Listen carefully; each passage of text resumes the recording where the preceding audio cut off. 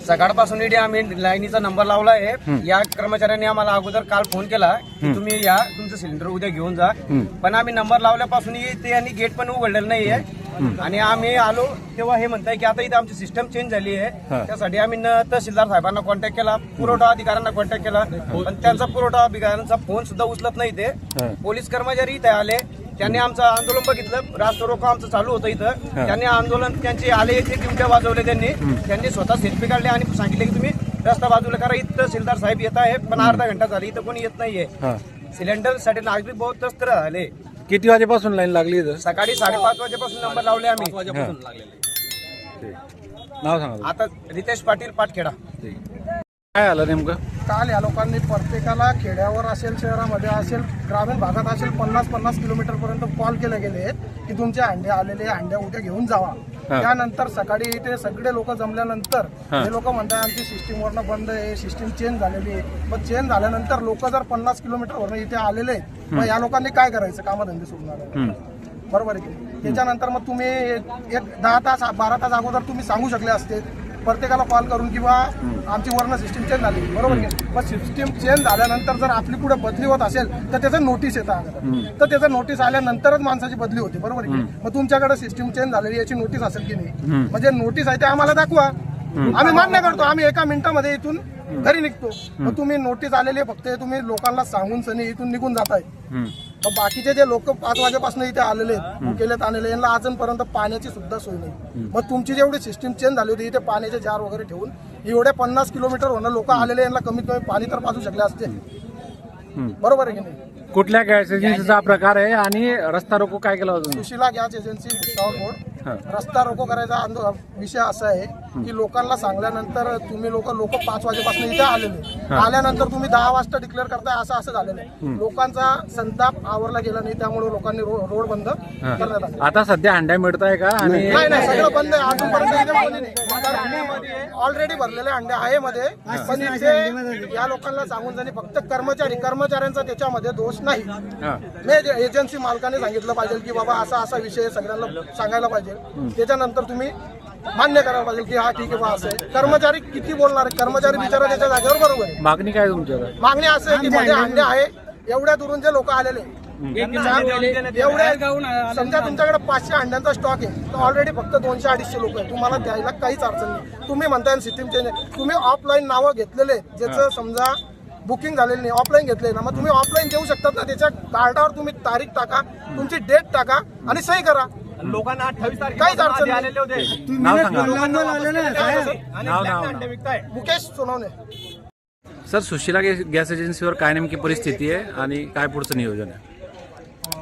मी आपल्या सुशिला गॅस एजन्सीचे मालक राहुल ललवान यांशी बोललेलो आहे। त्यांच्याकडे 500 गॅस सध्या उपलब्ध आहे, स्टॉकमध्ये आहेत।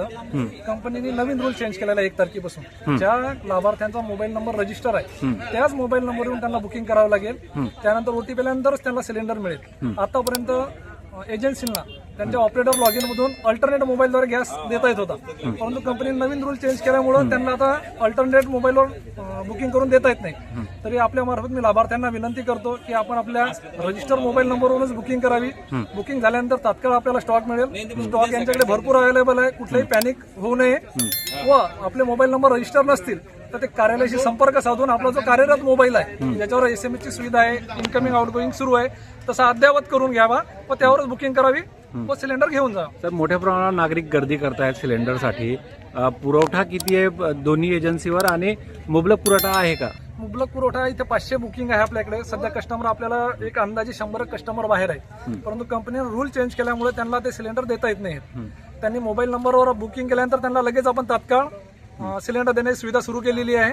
तर कोणी पॅनिक बाय करू नये व इथं असा गोंधळ निर्माण करू नये। सर, दोन्ही गॅस एजन्सीवर बऱ्याच बेसिक सुविधा नाही आहेत, पिण्याचं पाणी म्हणा किंवा त्यांना सावलीत उभं राहण्यासाठी जागा देखील नाही आहे, त्यासाठी काही आपण यांच्याशी बोलले आहेत का एजन्सी? नक्कीच बोललेलो आहे। आतापर्यंत अशी युद्धाची परिस्थिती आपल्याकडे नव्हती, त्यामुळे अशी परिस्थिती कधीच जाणवलेली नाही। तरी आता युद्धाच्या परिस्थितीमुळे यांना पिण्याच्या पाण्याची व्यवस्था व थोडंसं सावलीची व्यवस्था हे करण्याच्या सूचना दिलेल्या आहेत, त्याप्रमाणे ते करून देतो।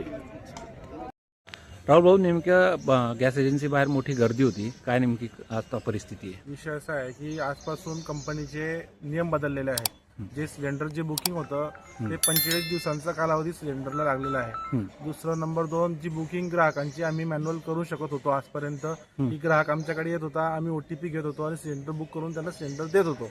पण आज कंपनीने ती बुकिंग सुद्धा आमच्याकडून काढून घेतलेली आहे, ती बुकिंग सुद्धा बंद केलेली आहे. आता ग्राहकाच्या फक्त रजिस्टर नंबरवरूनच सिलेंडर बुक होईल. म्हणून ग्राहकांनी थोडं समजून घ्यावे. रजिस्टर मोबाईल नंबर जे आहे ते सोबत आणायचं आहे आपल्या, किंवा आपल्या घरून सिलेंडर बुक करायचं आहे आणि त्या रजिस्टर नंबरवर डिलिव्हरी कोड येईल, तो डिलिव्हरी कोड द्यायचा आहे, त्याच्यानंतरच तुम्हाला सिलेंडर मिळेल. अशी आज प्रोसिजर आहे. तिच्यावरच लोकांनी थोडं सहकार्य करायचंय. आता आम्हालाही कल्पना नव्हती की आज असं होणार आहे म्हणून. हे अचानक सगळे बदल आज सकाळी 8 वाजता आम्हाला कळालेले आहेत. त्याच्यामुळे नियम बदलल्यामुळे थोडं लोकांना सहकार्य आम्हाला करायचंय. लोकांना असं वाटतंय की त्यांना सिलेंडर मिळणार नाहीत का, त्यामुळे लोक जे ते पॅनिक पुरवठा होतात. आज खूप आहे. माझ्याकडे सुद्धा आज पण गोडाऊनला 600-650 सिलेंडर पडले आहेत आणि कंपनी सुद्धा सिलेंडर पुरवठा देते आहे. पुरवठ्यात कोणतीही अडचण नाहीये. फक्त जी आहे अडचण बुकिंगची येते. म्हणजे कसं होतंय की आम्हाला सिलेंडर जे आलेले आहेत कंपनीकडून ते आम्हाला सेल दाखवावे लागतात, त्याच्यानंतर आम्हाला दुसरे सिलेंडर विकतात. आजपर्यंत आम्ही काय करत होतो की समजा एक कस्टमर आहे, तो नाही येऊ शकत स्वतः. आता माझ्याकडे उजळा ग्राहक आहेत, ते स्वतः नाही येऊ शकत, ते नातेवाईकाला पाठवत होते कोणी. आम्ही घरी जात होतो किंवा त्यांच्या मुली कोण राहतं घरी, मुलगा राहतो, सिलेंडर ओटीपी घेऊन देऊन देऊ शकत होतो. पण आता त्याच्याच नंबरचं रजिस्टर पाहिजे आणि त्यालाच सिलेंडर आम्ही देऊ शकणार आहे. तर ह्या तांत्रिक जे बदल झाले सिस्टीममुळे, त्याच्यामुळे आमची आज थोडी समस्या आलेली आहे. हे शक्य 1-2 दिवसात सगळं धीरे धीरे कस्टमर आम्ही सुरळीत करण्याचा प्रयत्न पूर्ण करू. थोडं नागरिकांनी सहकार्य करावे आमची विनंती आहे. लोकांना काय आव्हान राहील? रजिस्टर मोबाईल त्यांनी सोबत घेऊन यावा.